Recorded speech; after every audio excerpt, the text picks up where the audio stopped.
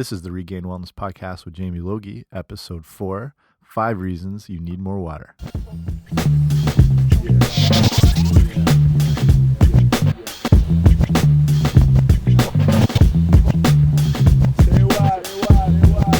Hey guys, welcome back to the podcast. This is episode 4 now of the Regained Wellness Podcast. I'm Jamie Logie, and I run a website called regainedwellness.com, which is set up to arm you with all kinds of information, primarily on nutrition, to help you take back your health, to help you take control of your wellness, to help you get fitter.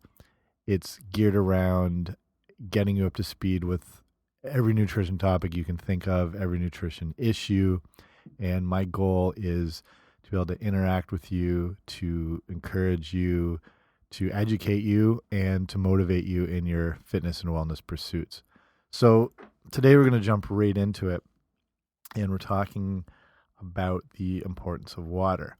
And a lot of people neglect water. A lot of people are walking around dehydrated, and it's really something you need to get on top of very quickly, and something you need to monitor, and something you need to be aware of in how it's going to affect your day-to-day level, your moods, your energy, everything like that. So the idea here today is I want to inform you on why you need to drink more, what happens if you do not drink enough, exercise and the sport drinks issue, and how much each day do you need. Water is by far the most important macronutrient there is. And there's a rough rule of 3 when it comes to your body's needs in survival situations. In an extreme situation, you can't go more than roughly 3 minutes without air, 3 hours without shelter. You can go up to 3 weeks without food, and around 3 days without water. So here now are 5 reasons why you need to take in more water. First is that water helps maintain a balance of body fluids. And these fluids are involved in digestion, absorption, circulation, transport of nutrients through the body, and balance of body temperature. Like motor oil in a car, quite simply, without an adequate water intake, your body is not going to run optimally. Number 2, water helps to control hunger and reduce overeating. So this is probably going to be a big concern of the average person. It's not that hard to slip into a state of dehydration. A lot of people think dehydration is akin to crawling through a desert in rags, having not had a drink in days. But dehydration can happen relatively easy depending on activity level and environmental temperatures. Many times the signals of dehydration are mistaken for hunger. During those times or before meals, having a large glass or 2 of water can help stave off possible confused hunger signals and help lead to less overeating. The higher the water content in food is also beneficial for controlling urges to overeat. The obvious choice for a higher water content food will be vegetables and fruits. And there's a study done at the University of Sydney in 1995 where they tested 38 foods to see which ones were the most filling. The top scoring foods were the ones that had protein, fiber, or water, such as grapes, oranges, apples, porridge, eggs, cheese, things like that. Foods that cause overeating were things like refined carbohydrates, potato chips, candy bars, white bread. There are other ingredients in these foods, along with preservatives and additives, that can play a part in overeating, but these foods are also virtually devoid of water. Third thing is water helps flush out toxins. Body fluids transport waste in and out of our cells. And blood urea nitrogen is the main toxic substance in the body, and the kidneys do an amazing job of cleansing and ridding the body of toxins like these as long as you have an adequate fluid intake. So the best way to indicate adequate fluid intake is urine color, the concentration, and the odor. When you're well hydrated, you will have urine flowing naturally that is a light straw color and virtually odorless. A dehydrated body will be the exact opposite. This is because the kidneys are now trapping extra fluids for bodily functions. So the fourth thing is lack of water affects brain function. Research from the Mayo Clinic says that the average person loses 80 ounces of water every day just from sweating, not exercise, just normal perspiration. And in conjunction with that, the average person is only consuming around 32 ounces a day. So if you combine that with consuming dehydrating beverages and an overexertion without replenishment, you're looking at a real problem. This can result in a lack of water to the brain, which will cause problems with things like focus, memory, your brain fatigue, can lead to headaches. It's been associated with sleep issues, even depression. If you find yourself having problems with concentration, there's a study from 2012 by the British Psychological Society, and they observed that students that took water with them to an exam outperformed other undergrads that did not. And the idea is that water is essential for every cell, tissue, and organ in the body, and the brain is no exception. Therefore, drinking water may have a direct psychological impact on your cognitive function. The fifth reason water is so important is, if this pertains to you and you're into fitness or athletics, that water improves athletic performance. So whether you're a high-level athlete or you're just getting started in fitness and committed to an exercise program, if you're neglecting an adequate water intake, this will really affect either your performance or the results you're looking to get, or both.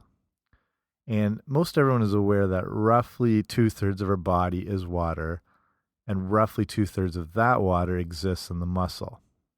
So simply put, water helps energize muscles. When you're exercising, muscle cells that are not receiving a balance of electrolytes and water can actually shrink, leading to muscle fatigue. And in a competitive sport, even a recreational sport, that's bad news. Whether this is you're on a breakaway in hockey, if you're trying to get back on defense and pick up basketball, if you're playing doubles tennis and you're having to chase down a deep shot, that's going to be bad news. Muscles that are not efficiently hydrated will simply not work and perform their best. The key in regards to exercise or sports is to get a jump on water intake early. Waiting till you're dying of thirst is probably going to be too late. Hydration for exercise or sport performance is going to start a good couple hours before the activity or the event, the competition, whatever it may be. And the American College of Sports Medicine has research showing that having around 17 ounces, which would be roughly 2 cups of water a few hours prior to activity, is going to help with efficient hydration, delaying fatigue, promoting more energized muscles, things like that. So when it comes to exercise, during the exercise, you want to constantly keep the water intake coming, but not in large quantities. This isn't the time to be chugging a bunch of water on the bench or while you're taking a break. This is when you want to be kind of topping up your reserves with just a mouthful or two gradually throughout the exercise. If you want to narrow it down to an exact number, you're looking at around roughly 1 cup every 15 minutes.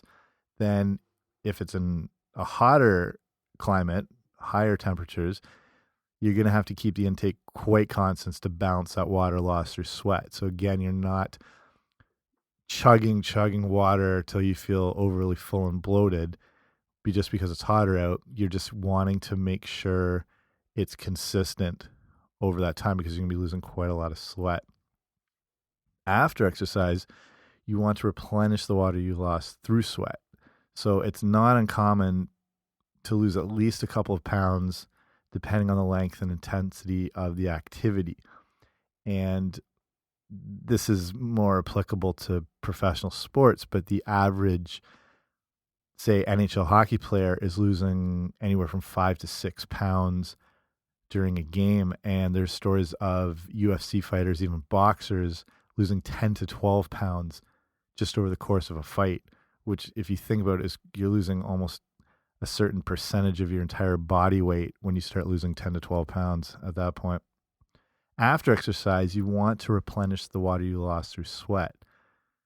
As we just said, the rule of thumb is 2 to 3 cups roughly of water for every pound lost. So if this is you and you're involved in high intensity exercise, whether it is running, biking, triathlons, you're involved in CrossFit, you play recreational hockey, basketball, whatever it is, try weighing yourself before and after your activity to get an idea how much you might actually be losing over the course. That way you'll know how many cups you want to look to replenish yourself with after the next competition. So we can get into sports drinks now, which is kind of an interesting subject. This is a billion-dollar industry with the greatest athletes in history behind them. And many people wonder, are sports drinks a replacement for water, and what place will they have in an active lifestyle? I'm going to focus obviously on Gatorade, as it is the most famous of the sports drinks and accounts for 75% of the market share. So obviously that's, the core of the information here. It's good to point out, in times of intense activity and in hot environments, sports drinks do and can have their place. However, I believe there are superior choices. And just looking at Gatorade from a historical standpoint, it was invented by a guy named Robert Cade, who was looking to create a replenishing beverage for the football players at the University of Florida, who are called the Gators. So it was the aid for the Gators, Gatorade. And it goes all the way back to 1965, quite a while, and was really it was needed. It came out of necessity because the athletes in Florida who are exercising in these environments were being incredibly strenuously active in very hot and humid conditions for up to 3 hours at a time. And we're talking about the boxers, pro athletes losing large amount of weight, sweated off, water loss through pounds. Some of the athletes back then were losing up to 18 pounds over the course of a game. So if you're looking at like a big lineman or a right tackle who's weighing 280, 290 pounds, it's not uncommon for him to lose 18 plus pounds over the course of a game, especially in that hot climate. Problem with severe dehydration like this can lead to excessive losses of water and electrolytes like sodium, potassium. And this level of dehydration can lead to actually low blood pressure.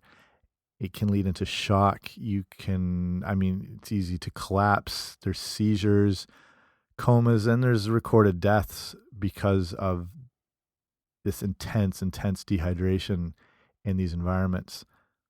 So to look into the Gatorade issue and sports drinks in general, what is in these drinks exactly? And even though they contain beneficial electrolytes, like we're mentioning the sodium and potassium, that are really key to muscle performance, they help avoid cramping, especially in intense activity. The problem is most of these sports drinks are filled with refined sugars, also chemical dyes that kind of give them that bright, attractive colors. If you look at a blue Gatorade, you won't really find that color existing in nature anywhere. These drinks have really evolved over the years. Like when we're looking back at the original Gatorades, they wouldn't really be recognizable or even taste similar to a Gatorade today because they were basically completely different. In the early versions of a Gatorade, they were made up of a combination of just a few things, including water, sodium, sugar, potassium, and phosphate. And to make it a little more palatable, they added in some lemon juice and some cyclamate, which was one of the early artificial sweeteners. And if you remember the podcast on artificial sweeteners, you can know the dangers of consuming all those. And the first flavor that they came up with because of that lemon juice content was lemon lime. And that was the original commercial flavor. Then fruit punch was added in 1983, and that goes back quite a way because of Michael Jordan.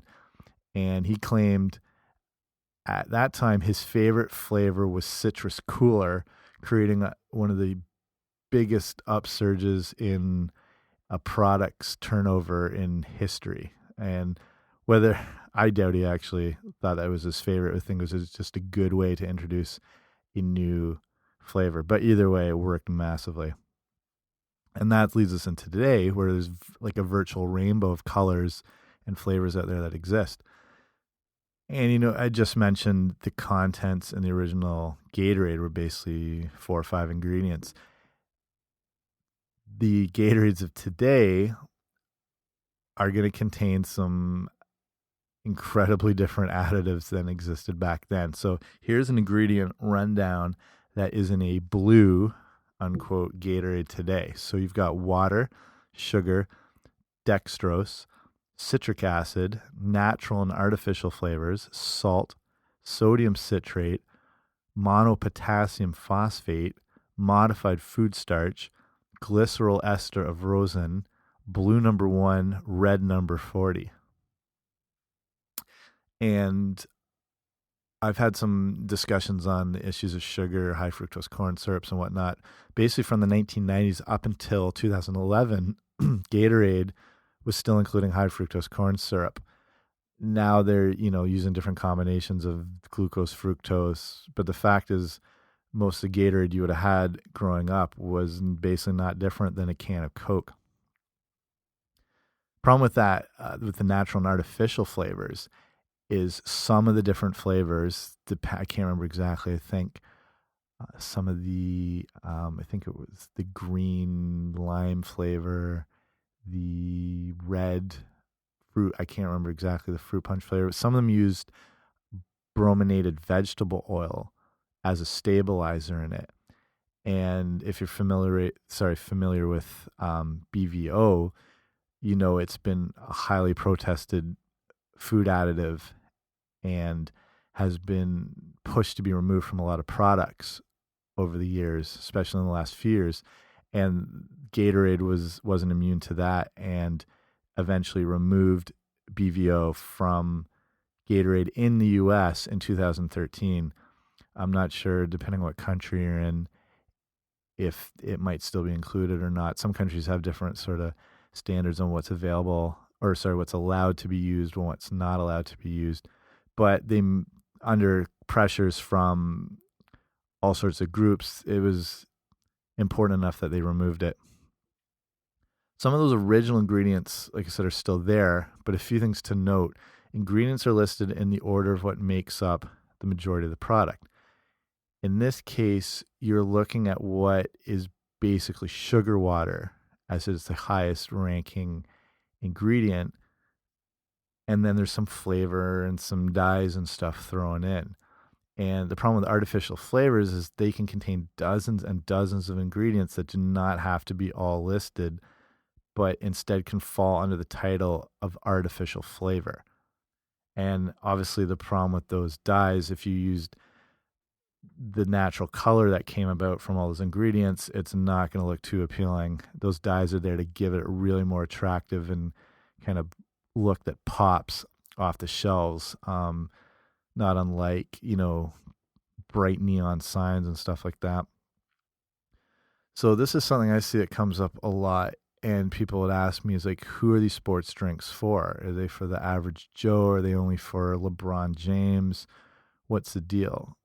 In the case of the average person, sports drinks would probably not be that necessary, as most workouts are not going to be severely depleting you of electrolytes. If your exercise is not that intense, you might be counteracting the work you're doing with the large amount of calories and sugar in these sports drinks. And, and most of those calories are coming from glucose and fructose. So if you're doing a light run on a treadmill, you might not even be burning the equivalent in calories that you would get from an entire bottle of Gatorade.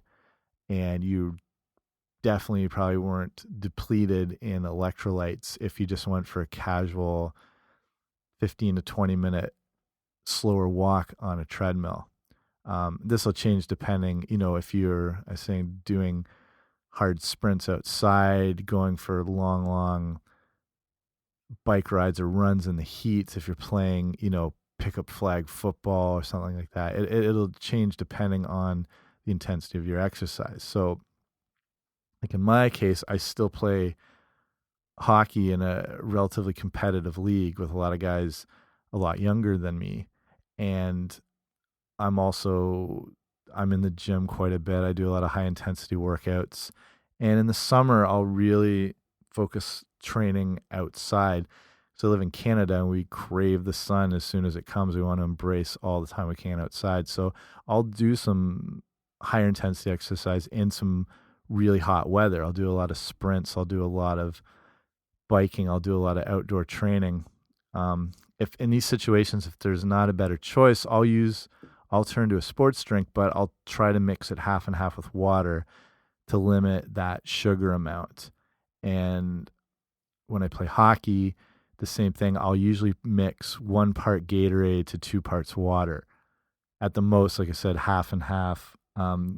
Anyone familiar with hockey knows how intense an activity that is, going for an hour. We're essentially doing, a high intensity interval training, short bursts of exercise followed by a few minutes rest and then right back out there. More often than not, though, I try to always stick with water. And there's some other good choices out there that are natural, and one being coconut water.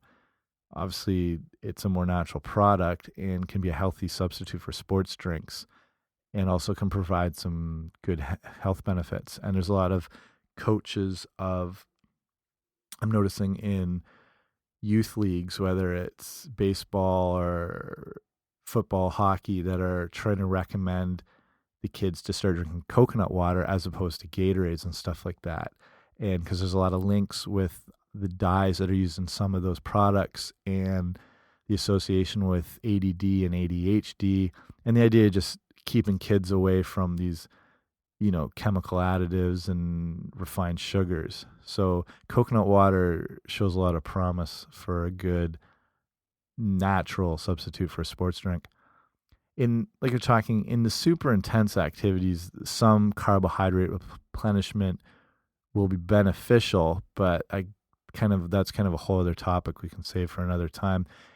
Ultimately, when it comes down to it, water is always going to be your best choice for hydration during exercise, during sports, during competitions, or what have you.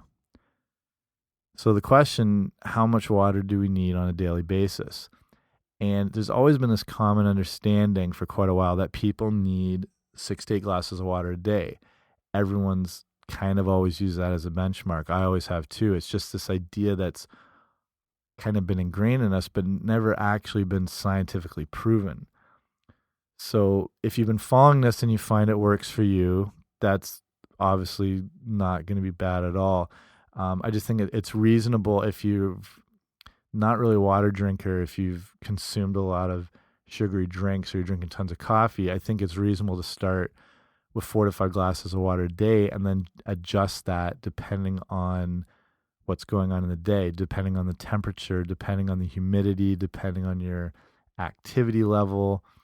The individual needs are going to vary, again, depending on other factors as well, like your height, your weight, your gender, your health needs, and the activity level issue. Again, if you're new to drinking water, it can take a week, maybe a little bit more, before your body gets a little used to it. You might be running to the washroom quite a bit. If you're used to not having a lot of water, eventually that will taper off, though. An important point is when you are drinking water, you want to make sure not to flood yourself. And it's more effective and more beneficial to slowly sip water as just opposed to chugging back a couple glasses immediately. Kind of the way you would when you'd water a plant. Your body handles water more efficiently when you consume it through sipping rather than downing that entire pint in 2 seconds. When we were talking about the heat issue and hot climates and stuff like that, in the summer times and times of heat, if you're doing this 4 to 5 or 6 or whatever glasses a day, this is the time you want to add in another few glasses. And remember also that thirst is not always an indicator of dehydration, and it's kind of understood that you might already be slightly dehydrated at that point when you start getting those thirst signals. It's best to get a jump on that by drinking before you get thirsty. And you can use these guides to recognize mild dehydration in yourself. First is because the kidneys are conserving water, urine will be more concentrated. It'll be a darker color as opposed to that optimal light straw-like color. Constipation or bloating can occur as a sign of mild dehydration. Your skin, your lips, and mucous membranes tend to get dry. Thirst, will start to kick in the state of mild dehydration, and sometimes the face can become a little flushed. So if you see these signals or recognize these signals in yourself, it might be a sign that you, or probably even a good sign that you are starting to get dehydrated. In addition to the water you drink, remember that a diet rich in vegetables and fruits and even things like fish, eggs, potatoes are going to contribute to your overall water intake. So if you are eating a diet rich in whole foods and especially a lot of like fruits and vegetables, remember you are going to be getting some water intake from that. And it does count because these foods are made up of around 75% water.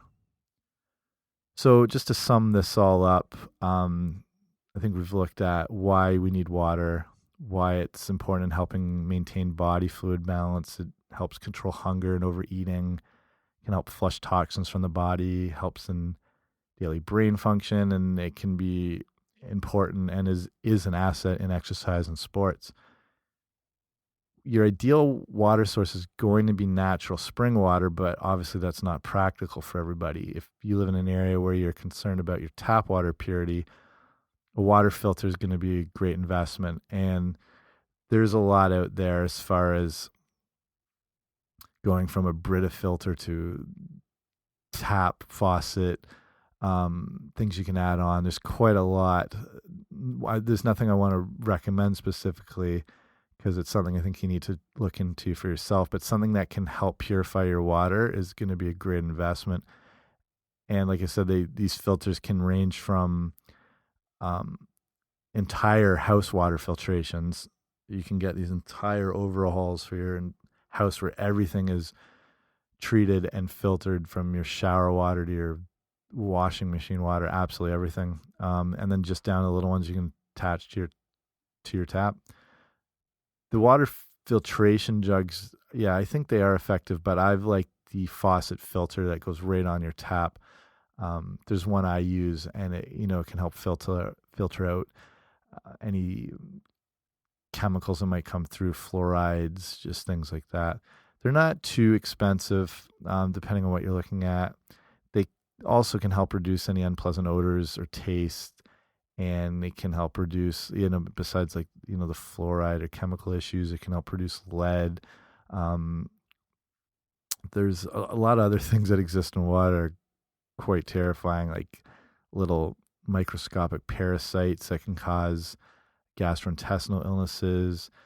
There's you might just not like the chlorinated water treatment. There's a lot of stuff in our water that's, again, we'll look at talking about maybe another time as well. I don't think a filter is ever going to be a bad idea. And they, the water treatments and products and systems, filtration systems, are going to vary depending on where you are, your country, your city, regions. I just look at it as one simple thing I can do to improve my health and to provide some benefits that, it's not a big investment, and it's going to pay off in the long run. So that's it for today. I just want to thank everyone for listening and remind you to check back at the website, regainedwellness.com. Make sure to sign up for the email list there so you can just, I can keep in touch with everything that's going on, update you on new blogs, things like that. Appreciate if you'd subscribe to the podcast and leave a review and a rating, stuff like that. It helps just to spread the word out. And if you want to be in touch with me and just if you have questions, stuff I can answer on here or try and answer directly, things you might be struggling with nutrition-wise, fitness-wise, you can email me at info@regainedwellness.com. You can check me on Facebook. It's facebook.com/regainedwellness, and also on Twitter, and the handle is @regainwellness. This one, though, is REGAIN wellness. All the other ones are regained wellness. So thanks for listening. Check back with you very soon. And like I tell everybody, when you're trying to get fit, when you're trying to get well, when you're trying to take care of your nutrition and your health, remember progress, not perfection. See you next time.